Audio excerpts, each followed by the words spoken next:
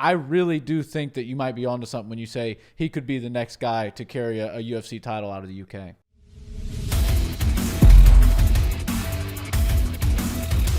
What's up, Barnhill family? Welcome back to the channel. Yo. So, Nick, this fight week, because it was such a UK heavy card, I had a lot of people ask me, who do you see being the next potential champion of the UFC out of the UK? My clear front runner is Tom Aspinall. Do you agree with that? I think it's got to be. After last night's performance, there's a lot of great talent coming out of the UK, and we've got some big faces like Paddy the Baddy that are clearly going to be making some waves in the UFC very quickly. But Aspinall, he's a problem. Yeah. He's young. He's athletic. He moves fast for the division. He might be a little bit undersized and gives up a little bit of size and strength to some of the heavyweights, but I think he makes up for it in speed. And if he's able to get to those good angles and create some difficult situations for these bigger heavyweights to deal with, he's going to be a real problem for a lot of them. So I really do think that you might be onto something when you say he could be the next guy to carry a UFC title out of the UK. Yeah, he's my clear front runner. If we're going to get a champion out of the UK within the next 3 to 5 years, I think it's going to be Tom Aspinall. And he's very comfortable with moving up the ranks slowly. He's in a perfect position. I mean, he's 28 years old. 28 years old is not even an infant for the heavyweight division. I mean, Francis Ngannou, the champion, just had his 35th birthday, and he's still relatively young. Stipe's pushing 40. Daniel Cormier was 40 when he was winning championships. So, I mean, Tom Aspinall could potentially have a 12 to 14-year career ahead of him if he chooses to in the heavyweight division, and to already be close to breaching that top 10. I think he was number 12 last night, and Sergey Spivak was number 13. And so he could potentially eclipse the top 10. To be within the UFC's top 10 and under 30 in the heavyweight division is an excellent place to be. I was very impressed with how he moves. I think Cyril Gane may be the only person in the heavyweight division that moves quicker and lighter than Aspinall, but it's just by a hair.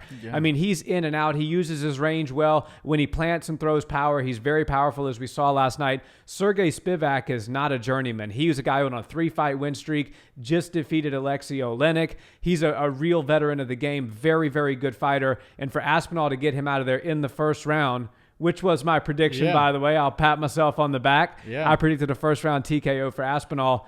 Extremely impressive. Yeah, if you betted with us, you did pretty good. You hit all three. Yeah. I thought it was going to be a later. I thought this fight would go a little bit longer, just because I thought the two gentlemen might feel each other out a little bit longer. They went right for it. One of the most fitting fight names is the polar bear for Spivak. Yeah, I mean, he looks just like a polar bear. And Tom Aspinall, he's got the look. I really like how he fights. He's got a fun style. BJJ black belt, which is, he didn't have to use any of that last night, but I think that he could be a real problem for a lot of people if the fights do wind up getting to the floor. But I'm glad that you brought up Cyril Gane, because Cyril moves unlike any other heavyweight. And I don't want to jump the gun and say that we need to see these guys match up. I don't believe that. I think we need to let Tom Aspinall move his way up the rankings in a gradual, way that we like to see. Move up the ranks slower than just throwing him into the deepest water of the ocean. But I think that it's interesting that Cyril Gane, matches up really well with these guys that are heavy-handed, but they're slow. Yeah, they're slower. They don't quite move like that. Cyril Gane and Tom Aspinall don't move like heavyweights. They move very different. And while I think that Cyril Gane's a bit too much for him to handle right now, if he can string together 3 or 4 more wins in the heavyweight division and do them in impressive fashion, we could see that fight happen pretty soon, because he moves different. I think it would almost be like an evolution of the heavyweight division. Yeah. And I think the 265 frames are still going to be around for a long time. But when you look at the way that Cyril's able to pick his opponents apart, when you look at the way Tom Aspinall's able to move around his opponents and just use that speed to his advantage, it's got to open some eyes to people that, hey, maybe these younger, faster, slightly smaller heavyweights are going to be a real problem for these bigger guys just because of speed. And largely these fights all take place on the feet.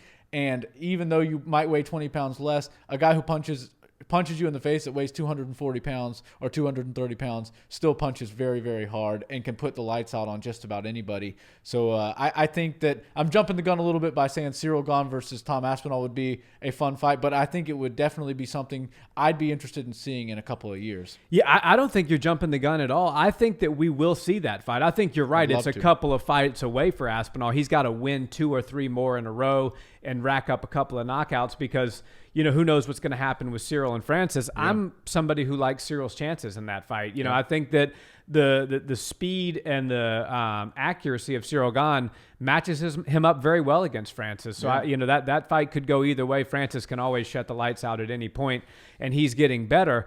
But I do think that I think Cyril's 31, somewhere in his early 30s, and Tom Aspinall being 28. This is the future of the heavyweight division. And as you said, if the past is indicating of the future at all, you look at Cain Velasquez. He was in that 240-pound frame. Junior Dos Santos, 235 to 240. Same for Stipe.